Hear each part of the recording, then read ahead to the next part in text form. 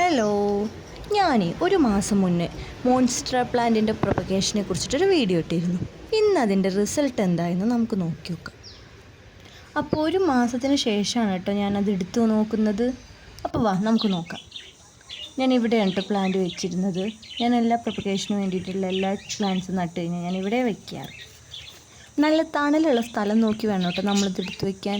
ഇവിടെ നല്ല തണലുണ്ടായിരുന്നു, പക്ഷേ ഇന്നലെ ഇവിടുത്തെ മരമെല്ലാം വെട്ടി. അപ്പോൾ നല്ല വെയിലാണ് ആ ഭാഗത്ത്. അതോട്ട് ഞാനിത് വേഗം എടുത്ത് നോക്കിയേ.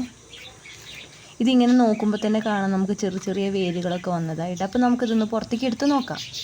ഞാൻ ഇടയ്ക്ക് ഇതിൽ വെള്ളമൊക്കെ മാറ്റിയിരുന്നു കേട്ടോ. കാരണം നമ്മളിങ്ങനെ അനങ്ങാതെ വയ്ക്കുമ്പോൾ വെള്ളത്തിൽ കൊതുക് മുട്ടയിടൊക്കെ ചെയ്യുന്ന തരത്തിൽ പ്രശ്നങ്ങളൊക്കെ ഉണ്ടാകും. അതുകൊണ്ട് ഞാനിതിലിടയ്ക്ക് വെള്ളമൊക്കെ മാറ്റിയിരുന്നു, വെള്ളം അഴുക്കാവാതിരിക്കാൻ വേണ്ടിയിട്ട്.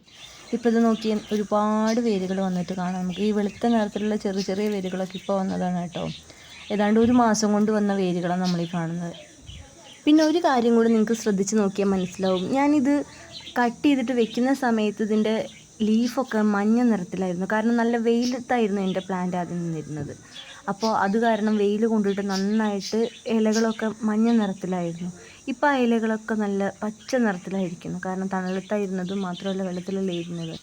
ഇത് കണ്ടപ്പോൾ എനിക്ക് ഒരുപാട് സന്തോഷമായി കേട്ടോ. കാരണം എല്ലാം ഒരുപാട് റൂട്ട്സ് വന്നിട്ടുണ്ട്.